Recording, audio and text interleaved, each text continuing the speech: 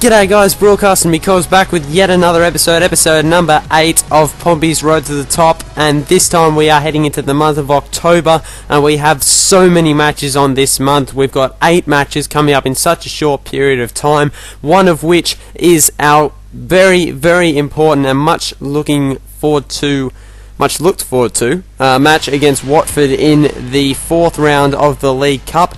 Funnily enough, we also play Watford just 2 weeks before in the N-Power Championship as well, so that should be a very interesting contest to see, almost like a precursor for the League Cup match, I guess. Obviously, there's a lot of football to be played, guys, so the first 4 matches of this month will be covered in this episode, and we are starting now. So the first match of the episode is against West Ham United at home. They're currently sitting at 3rd position on the ladder.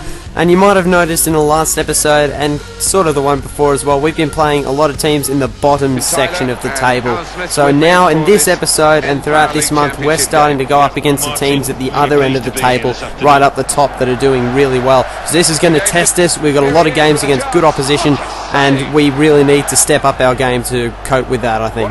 Well, it was miserable conditions, and early days we got a couple of shots away. Badu had a good chance there.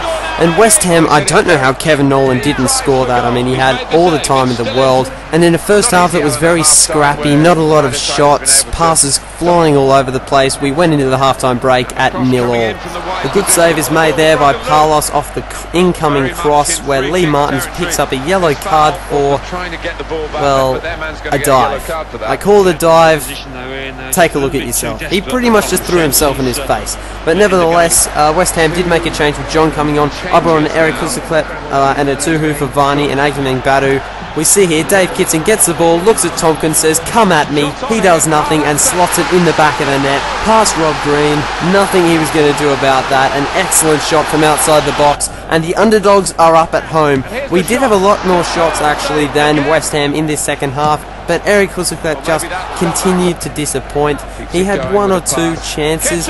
Kitson again there, so close to getting a double, but Eric Kusaklep just could not get anything to go his way. In the dying minutes, he got an absolute gift, 1-on-1 with the goalkeeper, and he can't even hit the target. I mean, if Rob Green had got a save in, I probably wouldn't be too upset with it, but the fact that he was dead in front of goal and couldn't even hit the target, I think that's a big problem. But anyway, we come away with a 1-0 win over West Ham, very happy with that, and my reputation as a manager improves. Yay! That's awesome. Alright, now, this is pretty much the hardest match we have all episode. We travel away to Blackpool, who are current ladder leaders. They are way out in front at the moment, and they're looking to get right back into the Premier League.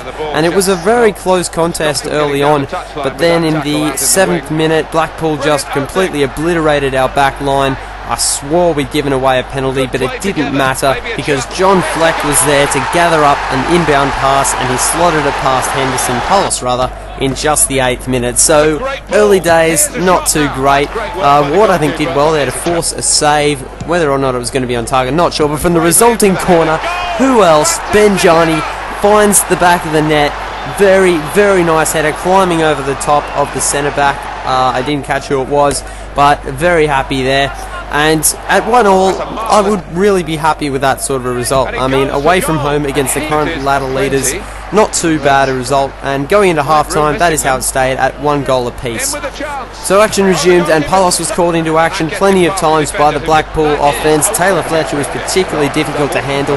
Blackpool brought on Julie DePrado and Wilson as well to try and create something up forward. Joel Ward, he had a good shot there, just tipped away. He's coming along really well, but Benjani stole the show, easily finds a way around Everett and slots it into the right-hand top corner, top left-hand corner, and easy as you like, Benjani grabs his 2nd goal of the day. Joel Ward, although he has been playing exceptionally well for me, Pass with a great set there as well. His stamina is pretty low, so I did bring on Luke Varney, the captain, playing off the bench, and the final 5 minutes was just so tense. Blackpool were absolutely all over us for the last 5 minutes of the game. Shot after shot after shot. They had so many shots in probably the last 5 minutes. I think they doubled their total for the rest of the game, but in the dying seconds of injury time, Lualua finds a way past Palos and puts it in the bottom left-hand corner of the goal, and that just, that was tough to take. A 2-2 draw after leading in the dying seconds, having a take away from us, but nevertheless, it is still a point against the current table toppers. So after that match, Eric Kusaklep comes up to me and says, I need more first team action. A player of my ability isn't happy with the amount I'm being selected. I think that's a bit, 1, arrogant, and 2, unfair, considering the quality of the performances he's given back to me. I've given this guy so many chances, and he hasn't performed. I don't want to talk last chances. It's only October in the season, but he needs to step up pretty soon, because I've got other strikers that are playing so well and I think deserve the spot a lot more than he does at the moment. But since he wanted it so badly, I thought I'd give him the start against Nottingham Forest, a team that we beat in the League Cup just a few days ago, and yeah, well, they scored first against us at home, so not a great start, but we did get this one back. Kitson plays it lovely, a lovely ball over the top to Atuhu, who just places it in the bottom left corner. Nothing that Kent could do about it. It was just out of his reach, not much power on it, but enough to get past him. About midway through the first half, Luciano Becchio, Nottingham Forest's big signing during the transfer period from Leeds United, limped off with, I think it's an arm injury, maybe an upper leg injury, I'm not 100% sure, but we did go into half-time at 1 apiece. Now, you know those games of FIFA when a little bit happens early in the game and then nothing happens for the entire rest of the game? This was one of those. To get a decent highlight, I had to wait until the 84th minute after I brought on Benjani and Norris. Benjani almost had the dream start. He hit the inside of the post and it just bounced away, but that was it, really. That was all that happened in the second half, and we had drawn 1-1 with Nottingham Forest, a team that we had knocked out of the League Cup 1-0 just a few weeks before. The big story, though, I guess, is another disappointing performance from Eric Kusaklep. I let him play the full 90 minutes and he didn't produce anything at all. I think his time is probably running out. But that's enough of the negatives as we move on now to our away game against Watford, where we travel, and this is a very, very important match as it serves as a preview for our Round 4 League Cup clash, which is in just 2 weeks' time. A very big match.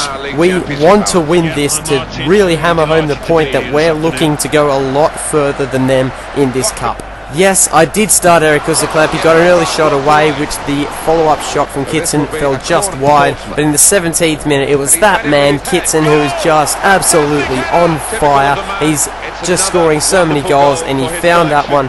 He met the corner and just guided it into the far post. Now, Watford had a few opportunities early, but they were never really threatening. We dominated, and we were very good at keeping them out defensively.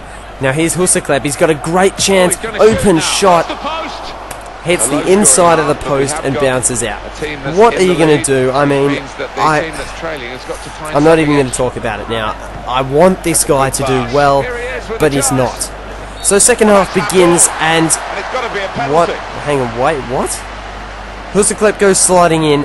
I don't even know why he's back there, but he's got the ball. Surely, he doesn't touch the man. What could that possibly have been a penalty for? That angle doesn't show much. Let's try this one. Well, doesn't seem to be too much there. He just seems to have missed the ball. Let's try this angle. Now, I don't know whether it was intentional or unintentional, but it appears that he just swats the ball away with his hand. I mean, sure, it's the smallest of touches, but knowing the FIFA referee, he's going to give that a penalty 9 times out of 10. And what do you expect? He goes back and slots it. I'm not even going to try to pronounce his name, but he slots it anyway. This is just ridiculous. We dominated Watford right the way through. They hardly even had a shot in the first half. So they make a substitute, I make 2, and then they make another one. I brought off Kusaklep. I don't know what to do with him, guys. I mean, come January, I'm going to have to seriously consider selling him. He's just been so bad for me. But one guy that has not been bad for me is Dave Kitson, who slotted his second from a corner as well to put us back in front. Watford hit the inside of the post after a very nice cross. They really only started to threaten from about the hour mark on. That's when the game started to get a bit more interesting. But I still can't believe we gave away that penalty. But Watford, they did have a couple of chances. Now, if that's not a penalty and the other one was, please explain to me. But Kitson, what a beautiful finesse shot that is into the bottom corner in the 89th minute. Watford went all out on the attack and they left no one at the back to defend, and Kitson completed his hat-trick in style to finish off Watford and grab the 3-1 win away from home. Hopefully the Pompey boys will be able to repeat this excellent result when we play them in the League Cup match, which will be in the next episode. Be sure to watch that, guys. It should be a ripper. Taking a look at the ladder now, and we are sitting very nicely high at the top of the table in 3rd position, just 1 point behind Burnley and equal on points with both Crystal Palace and Blackpool. We are progressing very, very well so far in this season, but I might note that we play both Burnley and Crystal Palace in the next episode, as well as Hull City, and there's also that League Cup match against Watford, so be sure to look out for the next episode, guys. That's going to be a very big one. Down the other end of the table, and we have Coventry City, Doncaster Rovers and Bristol City all in danger of relegation. Coventry City better start getting some games together, otherwise their future might be determined pretty early. Well, that's a wrap for the episode, guys. I hope you enjoyed it. I hope you're enjoying this series as well. Please do leave a like if you enjoyed the video. I would very much appreciate it. And I hope to see you again for the next episode. Some big matches. Be sure to look out for when it lands. Cheers, guys, and stay tuned.